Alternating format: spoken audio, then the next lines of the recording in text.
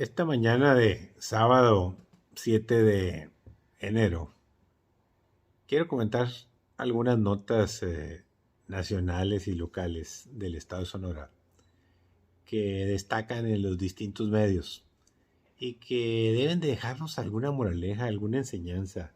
Es un buen momento para entender que no podemos estar tropezando una y otra vez en la cultura de ver lo que sucede en otras partes del mundo y que nosotros estemos siendo receptivos siempre del final, siempre a la cola, siempre reaccionando tarde, siempre lamentándonos de las secuelas y las consecuencias de lo que pasa, particularmente con la pandemia, con la del COVID, porque recordemos brevemente cuando se dio la primera ola, que empezó esto por allá en Wuhan, en China, pues se dieron confinamiento, vimos videos, vimos testimoniales, vimos que a todo mundo lo encerraron y curiosamente y como de manera mágica en 45 días, 50 días, los chinos estaban libres de COVID.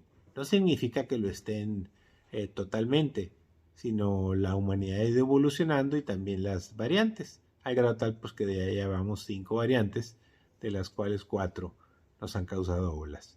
Entonces se vino la primera ola, llegó a Europa, España y Francia, Italia, esos 3 países, me acuerdo, que fueron ejemplos de que todo estaba mal y estaban encerrados y estaban sufriendo mucho. Y después llegó, curiosamente, como siempre, por razones de los vuelos, por razones de proximidad, por razones, pues de lo que usted quiere y diga, ¿no? Porque la gente se mueve mucho de ciudad en ciudad, sobre todo en los vuelos. Y entonces toda la gente que venía de Europa a Estados Unidos, pues trajo el COVID-19, el original, y se infectaron chorrocientas mil personas. Y dijimos, aquí no va a pasar nada, me refiero a México. Y pácatelas, nos pegó la primera ola. Y luego viene la segunda ola, cuando sale otra variante, que pues con otras características y la misma cantaleta. Vimos qué es lo que sucede en otros países europeos, volvió a llegar a Estados Unidos, nos agarró en medio de las elecciones, las de Estados Unidos me refiero, las de Trump y Biden, se tiraban la bolita, que la medicina no servía, los caprichitos aquellos de Donald Trump de no usar la máscara. Después acá en México hacíamos lo mismo y lo imitaban otros presidentes como Bolsonaro de Brasil, que por cierto veía una foto de él internado en el hospital ahora con Omicron.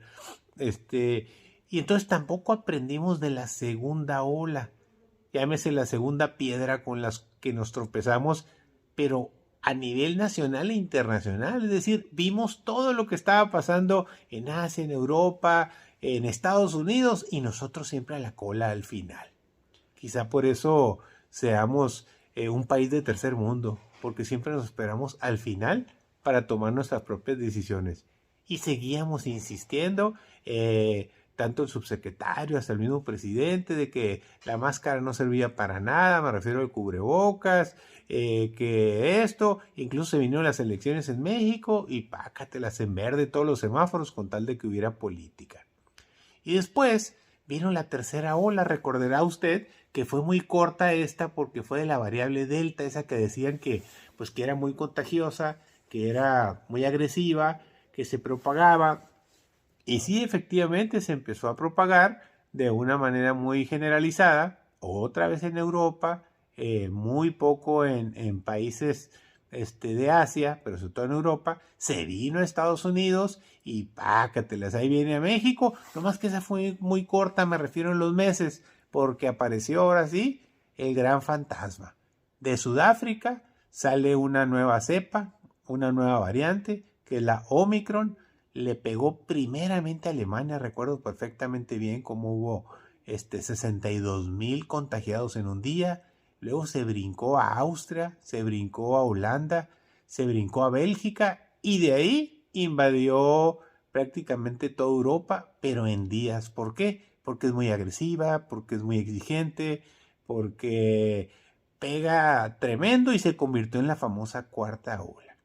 Pues obviamente pasaron prácticamente 20 días de esto, pues para que llegara a los Estados Unidos.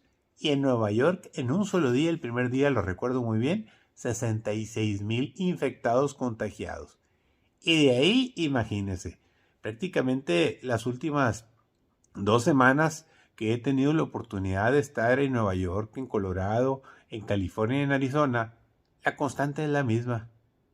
Increíbles contagios masivos, larguísimas colas de gente haciéndose pruebas. Si bien es cierto, como ya hay mucha vacunación, dobles dosis, triples dosis, a muchos les da de una manera leve, pero les da, y a otros, sobre todo a los no vacunados, y lo más lamentable, a los niños, les pega muy duro. Entonces, esto en México, desafortunadamente, recuerdo muy bien en noviembre las palabras del presidente y del subsecretario Gatell, que decían que no iba a pasar nada. Y la Sheinbaum, me acuerdo, la vi muy pletorosa diciendo: nosotros estamos preparados, somos la quinta maravilla, tenemos todo listo en la Ciudad de México, que tampoco pasa nada. Pues otra vez estamos a la cola. Y ahora estaba viendo las notas esta mañana de Hermosillo, de que hay vuelos varados, de que hay restricciones por el COVID, de que se incrementan, de que hay vuelos cancelados porque ya no hay pilotos ni gente que quiera trabajar. En México, pues oficialmente ya tenemos 300,000 muertos, extraoficialmente 600,000, pero fíjese que ya vamos más de 4 millones de mexicanos contagiados en la suma de las 4 olas, y todavía no aprendemos. ¿Qué iremos a estar esperando a que venga la quinta ola con otra variable más canija que esta para poder reaccionar? Ahora sí, en el mismo sentido, autoridades, empresas y ciudadanos, todos para entender que una quinta o sexta ola nos puede llevar la fregada. Esa es la reflexión de este sábado en relación con la pandemia.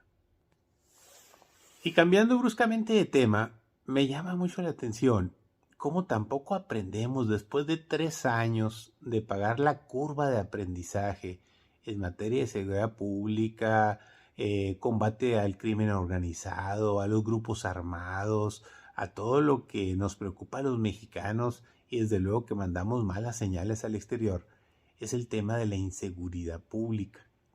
Veía cómo lanzaban, ahora sí que decenas, en este caso 10 cadáveres en Veracruz, casi se los avientan al gobernador y en Palacio del Gobierno. Y un día antes, ayer, veía la lamentable nota y el mensaje del gobernador de Zacatecas, que le aventaron otros 7 cadáveres ahí, y no se diga una serie de matanzas en otros lugares. Es decir, las masacres se siguen dando, aunque sea entre los del crimen organizado. Lamentables las imágenes de los casi fusilamientos y masacres en los funerales de Guanajuato también. Entonces es cuando uno se pone a pensar: ¿cuándo? ¿Cómo? ¿Cuál será la estrategia correcta? Ya tenemos una apropiada Guardia Nacional con cuarteles por todo el país. Ya la Secretaría de la Defensa Nacional y la Marina tienen todos los recursos del mundo, no solo para sus actividades propias, sino para otras que les han encomendado de Presidencia de la República. Y la inseguridad y el dominio del crimen organizado sigue siendo, ahora sí que nos están goleando, nos están pegando una paliza como en el béisbol. En el béisbol vamos como 9-1, y en fútbol creo que 4-1 sería el marcador. Así nos tienen contra la pared los criminales.